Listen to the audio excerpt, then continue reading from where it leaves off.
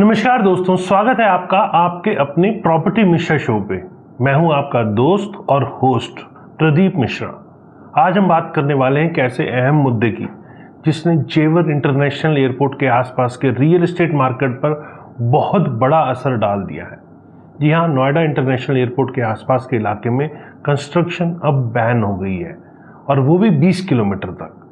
ये फैसला किन वजहों से लिया गया, इसका असर किन किन लोगों के ऊपर पड़ेगा, खासकर इन्वेस्टर्स, साथ में गांव की आबादी वाले लोग जो वहां पे रहते हैं, जो पुराने बसे हुए गांव हैं या पास में लगी हुई अवैध कॉलोनियों में जहां लोग बस रहे हैं, और साथ ही अगर आप प्रॉपर्टी खरीदने या बेचने की सोच रहे हैं तो आपके लिए क्या क्या सावधानी यहाँ पे बरतनी चाहिए प्रॉपर्टी में इन्वेस्टमेंट करते टाइम, और अगर आपने ऑलरेडी खरीद लिया है तो आपके लिए क्या टिप्स हैं।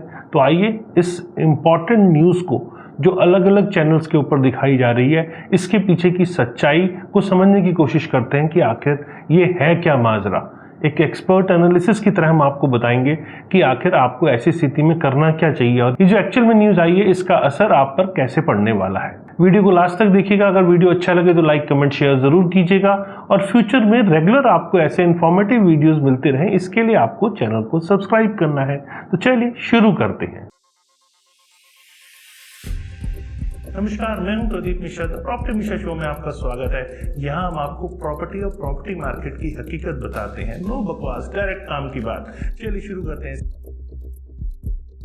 दुनिया का सबसे बड़ा एयरपोर्ट बनने जा रहा है हमारे यहाँ नोएडा इंटरनेशनल एयरपोर्ट, पर इसकी सेफ्टी के लिए प्रशासन ने बहुत बड़ा फैसला ले लिया है और शायद आपके घर, आपके बिजनेस या आपकी इन्वेस्टमेंट पर भी इसका असर पड़ सकता है। फैसला क्या है? कंस्ट्रक्शन बैन की शुरुआत सबसे पहले 10 किलोमीटर के दायरे में। जी हाँ, सबसे पहले खबर आई कि नोएडा इंटरनेशनल एयरपोर्ट के चारों ओर 10 किलोमीटर एरिया में कोई भी नई कंस्ट्रक्शन या बिल्डिंग बिना एनओसी, नो ऑब्जेक्शन सर्टिफिकेट के नहीं हो सकती है। ये नोटिफिकेशन आया 9 जुलाई 2025 को एयरपोर्ट एनवायरनमेंट मैनेजमेंट कमेटी की मीटिंग के बाद। मीटिंग में खुद जो वहाँ के जिला अधिकारी हैं मनीष कुमार वर्मा, उन्होंने ये निर्देश दिया था और इसे लागू करने की जिम्मेदारी दी गई Noida international airport limited NIAL को। जी हाँ, उस मीटिंग में चर्चा हुई कि एयरपोर्ट के पास हो रही बेधड़क और बिना अनुमति के निर्माण जो गतिविधियां चल रही हैं, जैसे लेजर लाइट, ड्रोन या अनअप्रूव्ड मकानों की वजह से फ्लाइट ऑपरेशन पर खतरा है। इसीलिए बिना NOC कोई भी कंस्ट्रक्शन नहीं होगी। ड्रोन और लेजर एक्टिविटी सख्त मना होगी। जिन इलाकों में अवैध कंस्ट्रक्शन हो रही है वहां ज्वाइंट सर्वे होगा, टीम्स बनेगी, मंथली इंस्पेक्शन और रिपोर्टिंग भी होगी। लेकिन न्यूज़ जो मार्केट में फैलाई गई वो ये कि कंस्ट्रक्शन पूरी तरह बैन है। अब कोई कंस्ट्रक्शन एक्टिविटी नहीं की जा सकती। जिसने पैसा वहां लगा दिया वो अब बर्बाद हो गया। असली ये नहीं था, असली वो था जो मैंने आपको बताया। लेकिन इसके थोड़ी ही देर बाद एक बड़ा अपडेट आया कि एरिया बढ़ा के 20 किलोमीटर कर दिया गया है। अब असली सेंसेशनल पॉइंट यहाँ आया दोस्तों। कुछ दिन बाद ही ठीक 12 जुलाई को नोएडा इंटरनेशनल एयरपोर्ट ने खुद प्रेस स्टेटमेंट में वेरीफाई किया कि नया नियम 20 किलोमीटर के रेडियस में लागू है, ना कि सिर्फ 10 किलोमीटर में। इसमें साफ साफ कहा गया 20 किलोमीटर में कोई भी कंस्ट्रक्शन या पेड़ लगाना नहीं चलेगा जब तक airport authority of India AAI से हाइट क्लियरेंस NOC ना लिया हो। मिनिस्ट्री ऑफ सिविल एविएशन के GSR 751E रूल्स 2015 के तहत हर इंच वर्टिकल डेवलपमेंट पे नजर और ऑब्स्टेकल लिमिटेशन सरफेस सुरक्षा के लिए सख्त नियंत्रण जरूरी होता है। Aircraft demolition of obstruction caused by building and trees rules 2023 लागू। जी हाँ, इसके तहत अवैध कंस्ट्रक्शन या पेड़ काटने लगाने की स्थिति में डिमोलिशन या भारी पेनल्टी। CEO किरेन जैन ने खुद प्रेस को बताया ये सिर्फ एक फॉर्मेलिटी नहीं बल्कि एयर ऑपरेशन और नेविगेशन सिस्टम की लाइफलाइन है। एक भी अवैध निर्माण से विमान की सेफ्टी को खतरा हो सकता है। इसका असर किन किन लोगों पर पड़ेगा ये आपके लिए बहुत चिंता वाली बात है, क्योंकि पिछले एक हफ्ते में बहुत लोगों ने फ़ोन करके पूछा कि ये असर हम पर पड़ेगा। हमने वहाँ इन्वेस्टमेंट की हुई है, अथॉरिटी का प्लॉट लिया हुआ है, किसी ने अनऑथराइज्ड कॉलोनी में लिया हुआ है, तो सबका ये क्वेश्चन था कि इसका असर हम पर कैसे पड़ेगा। क्या प्लॉट लेके हम उस पर कभी मकान ही नहीं बना पाएंगे?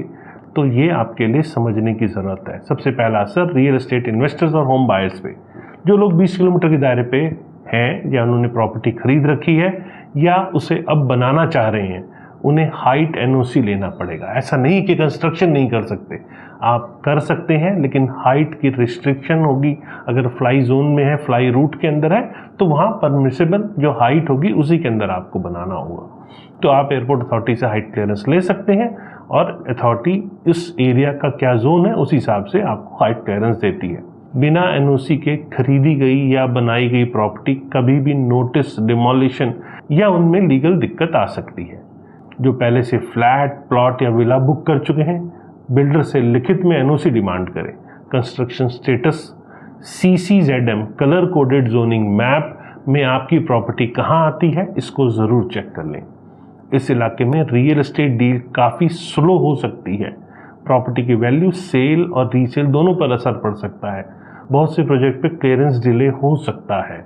ये कुछ चीज़ें मैं यहाँ देख पा रहा हूँ। लॉन्ग टर्म में ऐसे टाइट रेगुलेशन से सेफ्टी तो बढ़ेगी, लेकिन फ्लेक्सिबिलिटी और फटाफट पैसा कमाने वाले इन्वेस्टर्स के लिए ये एक झटका हो सकता है। लेकिन यहाँ इम्पॉर्टेंट चीज़ ये है कि अथॉरिटी क्लियरेंस देती है। ऐसा नहीं है कि आपने प्लॉट ले लिया तो इसके ऊपर कुछ नहीं बना सकते। हाँ, रूल्स एंड रेगुलेशंस फॉलो करना ये एक अच्छी बात है, जो कि पहले भी करना ज़रूरी था। जो अनऑथराइज्ड कॉलोनी डेवलप करते हैं उनके लिए ये बड़ी सख्ताई की बात है। ऐसे बहुत सारे प्रोजेक्ट्स देखे मैंने जो हरियाणा के बॉर्डर पर, चूँकि यमुना रिवर वहाँ पास में बहती है, जो हरियाणा और यूपी के बॉर्डर पर हरियाणा की लगती हुई लैंड है, वहाँ बहुत सारी अनऑथराइज्ड कॉलोनी डेवलप हो रही थी और ये कहा जा रहा था कि यहाँ एनओसी जोन है, यहाँ किसी भी टाइप की अप्रूवल या रेरा की ज़रूरत नहीं है। वहाँ पर थोड़ी सी दिक्कत दिख रही है, क्योंकि अगर वो 20 किलोमीटर के दायरे में है, वहाँ अब एयरपोर्ट अथॉरिटी से एनओसी लेकर ही आप बना पाएंगे। ये एक चिंता का विषय मुझे दिख रहा है। गांव आबादी या रेजिडेंट्स और किसान, इनके बारे में बात कर लेते हैं। गांव में ज़्यादातर आबादी या छोटे छोटे मकान होते हैं। सिर्फ रेनोवेशन या रिपेयर भी अब सीधे प्रशासन की नज़र में होंगे। अगर आज से पहले आपका बना मकान दुकान अवैध है तो नोटिस आप पर आ सकता है। खेती या ज़मीन बेचने का प्लान कर रहे हैं तो किसान को भी अच्छी तरह एनओसी और ज़मीन की स्थिति पता करनी पड़ेगी। गलती से कोई भी नया स्ट्रक्चर बिना मंजूरी खड़ा कर दिया गया हो तो उसे डिमोलिशन, फाइन या लीगल एक्शन उस पर होना तय दिख रहा है। अफवाहों और एजेंट से सावधान रहें। जो बोल रहे हैं सब चलता है, उन पर बिल्कुल भी भरोसा ना करें। हर डील से पहले ऑथराइज्ड ऑफिसर से वेरिफिकेशन ज़रूर कर लें। अनऑथराइज्ड कॉलोनी डेवलपर्स, प्रॉपर्टी क्लोनाइजर्स, जैसे मैंने बताया, जो लोग Noida airport enclave, international city, Yamuna green view जैसी तेज़ी से बिकने वाली स्कीमों में अवैध प्लॉट खरीद रहे हैं, उन पर स्पेशल टास्क फोर्स बन रही है। नए एयरक्राफ्ट रूल 2023 के तहत सरकार ने ऐसे सारे निर्माण गिराने का फुल पावर उनके पास है और भारी भरकम जुर्माना लगाने का भी है। प्रशासन अब ऑब्स्टेकल रिमूवल कमेटी बना रही है और महीने महीने की मॉनिटरिंग हर छोटी अवैध डील पर होगी। गांव वालों को सस्ते में एयरपोर्ट ब्लू प्लॉट बेचने वाले दलालों की शामत आने वाली है। जो बिना एनओसी बेचेगा उसके साथ ग्राहक की भी प्रॉपर्टी जब्त होगी। नक्शा पास, लैंड यूज चेंज और लेआउट अप्रूवल, ये सब दिखाना सिर्फ दिखावे के लिए नहीं, अब एनओसी होना अनिवार्य होगा। सरकार का अगला कदम क्या हो सकता है ये भी आपके लिए जानना ज़रूरी है। अवैध कॉलोनाइजर्स की रजिस्ट्री, वेबसाइट या ब्रेकिंग सर्विसेज भी ब्लैकलिस्ट की जा सकती है। प्रशासन कभी भी सर्वे करके पुलिस कार्रवाई, धरपकड़, पब्लिक नोटिस देकर कॉलोनियों को ध्वस्त कर सकती है। इन्वेस्टमेंट स्कीम के नाम पर झांसा देने वाली कंपनियों के खिलाफ FIR, बैंकों से क्रेडिट रोकना और कोर्ट एक्शन शुरू हो सकता है। नए नियम के तहत किसान और ग्राम समाज जमीन की रजिस्ट्री को भी अटकाया जा सकता है अगर एनओसी नहीं है तो। सरकार पब्लिक अवेयरनेस ड्राइव चला रही है। अफवाह एजेंट्स की ब्रोशर, मार्केटिंग और ऑफर लिमिटेड जैसी स्कीम पर तगड़ी नज़र उनकी ऑलरेडी है। कोई भी कंस्ट्रक्शन या ट्री प्लांटेशन कदम कदम पर चेक होगी।